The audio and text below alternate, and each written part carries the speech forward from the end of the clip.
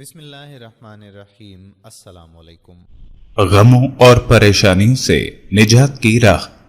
دنیا میں ہر امیر غریب نیک و بد کو قانون قدرت کے تحت دکھوں، غموں اور پریشانیوں سے کسی نہ کسی شکل میں ضرور واسطہ پڑتا ہے، لیکن وہ انسان خوش قسمت ہے جو اس غم، دکھ اور پریشانی کو صبر اور حوصلے کے ساتھ برداشت کر کے خدا کی خوشنودی حاصل کر لیتا ہے۔ یہ دنیا مصیبتوں، پریشانیوں اور غموں کا گھر ہے۔ بعض لوگ اولاد کی نافرمانی کی وجہ سے پریشان ہیں، تو بعض خواتین اپنے خاوند کی بے رحم روی کے متعلق غمگین رہتی ہیں۔ کچھ لوگ مال اسباب کے ختم ہو جانے پر غم میں ڈوبے رہتے ہیں، تو بعض لوگوں کو اولاد نہ ہونے کا غم ستائے رہتا ہے۔ شاید اسی لیے خداوند عالم نے سورہ بلد کی 4 آیت میں فرمایا ہے، یقیناً ہم نے انسان کو بڑی مشقت میں پیدا کیا ہے۔ غم، دکھ اور پریشانی کا آنا جانا کوئی نئی بات نہیں، بلکہ ان سے تو کائنات کے افضل ترین انسان یعنی انبیاء کرام بھی روبرو ہوئے ہیں۔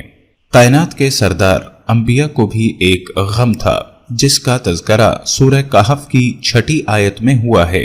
ارشاد ہوتا ہے، تو کیا آپ شدت افسوس سے ان کے پیچھے اپنی جان خطرے میں ڈال دیں گے؟ اگر یہ لوگ اس بات پر ایمان نہ لائے، بے شک ہم نے روئے زمین کی ہر چیز کو زمین کی زینت قرار دے دیا ہے، تاکہ ان لوگوں کا امتحان لیں کہ ان میں عمل کے اعتبار سے سب سے بہتر کون ہے۔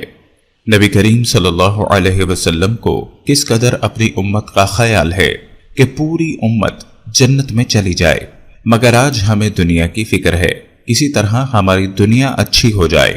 آخرت کی کوئی فکر نہیں، قبر کی کوئی فکر نہیں جہاں ہمیشہ رہنا ہے، روز محشر کی کوئی فکر نہیں جس کا ایک دن 50,000 سال کے برابر ہوگا، جہنم سے بچنے کی کوئی فکر نہیں جس کے بارے میں پیغمبر اسلام صلی اللہ علیہ وسلم نے فرمایا ہے کہ اس آگ سے بچو، خواہ ایک کھجور کا ٹکڑا ہی دے کر کیوں نہ ہو۔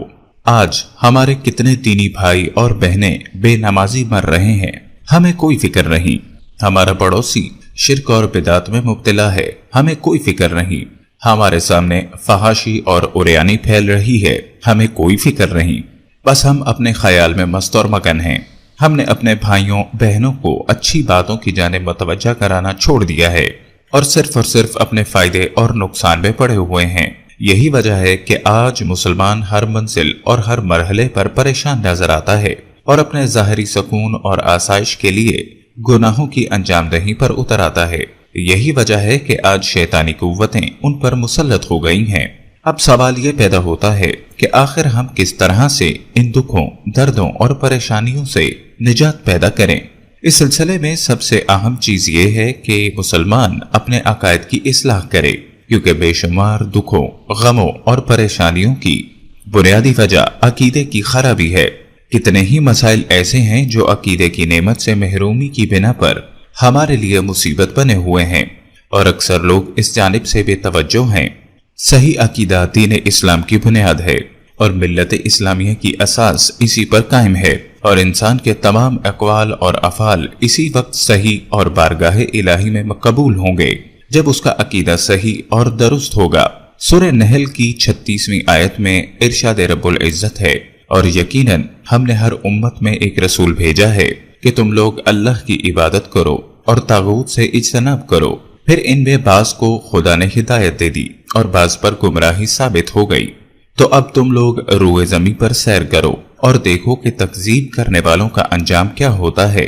اگر انسان چاہتا ہے کہ وہ غم و الم اور پریشانیوں سے نجات حاصل کرے، تو اسے چاہیے کہ تقوی الہی اختیار کرے، اور جس شخص کو تقوی کی عظیم نعمت حاصل ہو جائے، وہ غم اور پریشانیوں سے بڑی آسانی سے چھٹکارا حاصل کر سکتا ہے، اور خدا اس کے لیے اتنی آسانیاں اور کشادگی پیدا کر دے گا کہ وہ اندازہ بھی نہیں کر سکے گا۔ سورہ الاعراف کی 96 آیت میں ارشاد ہوتا ہے، اگر اہل قریہ ایمان لے آتے اور تقوی اختیار کر لیتے تو ہم ان کے لیے زمین اور آسمان سے برکتوں کے دروازے کھول دیتے، لیکن انہوں نے تکذیب کی تو ہم نے ان کو ان کے اعمال کی گرفت میں لے لیا۔ اسی طرح سورۃ طلاق کی 2 اور 3 آیت میں ارشاد ہوتا ہے، جو خدا اور روز آخرت پر ایمان رکھتے ہیں اور جو بھی اللہ سے ڈرتا ہے، اللہ اس کے لیے نجات کی راہ پیدا کر دیتا ہے اور اسے ایسی جگہ سے رزق دیتا ہے جس کا خیال بھی نہیں ہوتا، اور جو خدا پر بھروسہ کرے گا خدا اس کے لیے کافی ہے۔ بے شک خدا اپنے حکم کا پہنچانے والا ہے، اس نے ہر شے کے لیے ایک مقدار معین کر دی ہے، لہٰذا انسان جب کسی مصیبت اور پریشانی اور غم میں مبتلا ہو جائے تو اسے چاہیے کہ کثرت کے ساتھ استغفار اور توبہ کرے، یعنی فوراً اپنے گناہوں کا اعتراف کرتے ہوئے پروردگار عالم سے مغفرت طلب کرے اور صدقے دل سے توبہ کر کے گناہوں کو چھوڑنے کا عہد کرے، کیونکہ انسان پر پڑنے والے اکثر مصائب و علائم اس کے اعمال کا نتیجہ ہوتے ہیں، جس کی قرآن کریم نے بھی تائید کی ہے۔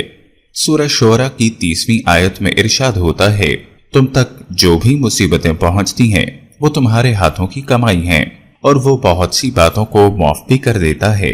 اگر انسان دکھوں، غموں اور پریشانیوں سے نجات حاصل کرنا چاہتا ہے تو نیکیوں کی طرف سبقت سے کام لے۔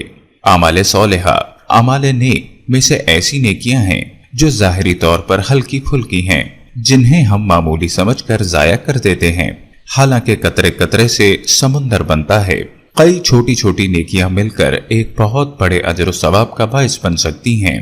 پھر بھی ہمیں یہ بات یاد رکھنی چاہیے کہ بعض اوقات خدا کسی انسان کی معمولی سی نیکی کی وجہ سے اس کی مغفرت کر دیتا ہے، جبکہ بعض اوقات ایک معمولی سا گناہ بھی کسی انسان کو رحمت الہی سے دور کر دیتا ہے۔ آج دنیا کی زندگی میں ہمیں شاید نیکیوں کی قدر و منزلت کا احساس نہیں ہے، لیکن کل قیامت کے دن یہی وہ چھوٹی چھوٹی نیکیاں ہوں گی جو ہمارے نامۂ اعمال کو بھر دیں گی۔ لہٰذا نیک عمل کر کے اس دنیا کو بھی اچھا بنائیں اور اپنی آخرت کو بھی سنواریں، تاکہ اللہ کی رضامندی اور خوشنودی حاصل ہو جائے۔ ایک سچا اور دیندار مسلمان اس بات کو بخوبی جانتا ہے کہ دنیا میں جو بھی چھوٹا یا بڑا غم یا پریشانی اسے لاحق ہوتی ہے، اس کے بدلے میں اس کے گناہ معاف کر دیے جاتے ہیں، جیسا کہ پیغمبر اسلام صلی اللہ علیہ وسلم نے فرمایا، مسلمانوں کو جب کوئی رنج، دکھ، فکر، حزن اور غم پہنچتا ہے، یہاں تک کہ اگر کوئی کانٹا بھی چبھتا ہے تو اللہ اس کے ذریعے اس کے گناہ معاف کر دیتا ہے۔ اس حدیث کی روشنی میں ہم یہ کہہ سکتے ہیں کہ ایک مسلمان کو پہنچنے والا ہر غم، پریشانی اور دکھ محض بیکار نہیں، بلکہ اس کی نیکیوں اور اچھائیوں میں اضافے اور اس کے گناہوں میں کمی کا باعث ہے، مگر شرط یہ ہے کہ انسان کا عقیدہ صحیح ہو اور وہ صبر کرے۔ انسان جب اپنی موت کو ہر وقت یاد رکھتا ہے تو بہت سارے غموں اور پریشانیوں سے اپنے آپ کو بچا لیتا ہے۔ رسول خدا صلی اللہ علیہ وسلم فرماتے ہیں، لذات کو ختم کرنے والی یعنی موت کو زیادہ سے زیادہ یاد کیا کرو۔ جب انسان اس بات کو اپنے دل میں جگہ دے دے کہ موت کسی وقت بھی اس کے تمام پروگرام کو درہم برہم کر سکتی ہے، تو بہت سی پریشانیاں اور غم اپنے آپ ختم ہو جاتے ہیں۔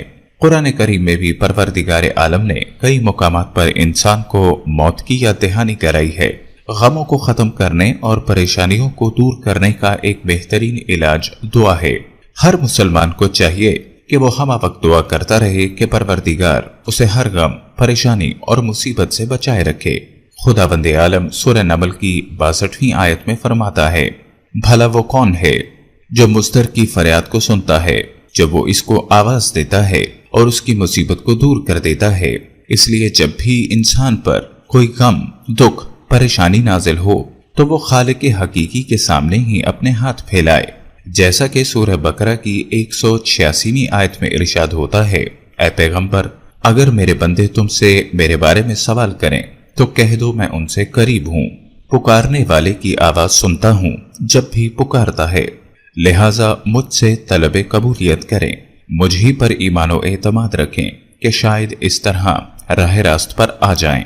دکھوں، غموں اور پریشانیوں کا ایک بہترین علاج محمد اور آل محمد پر کثرت سے درود پڑھنا ہے، کیونکہ محمد اور آل محمد پر صلوات گناہوں کی بخشش کا سبب، درجات کی بلندی، غم و پریشانی سے نجات اور دعا کی قبولیت کا وسیلہ ہے۔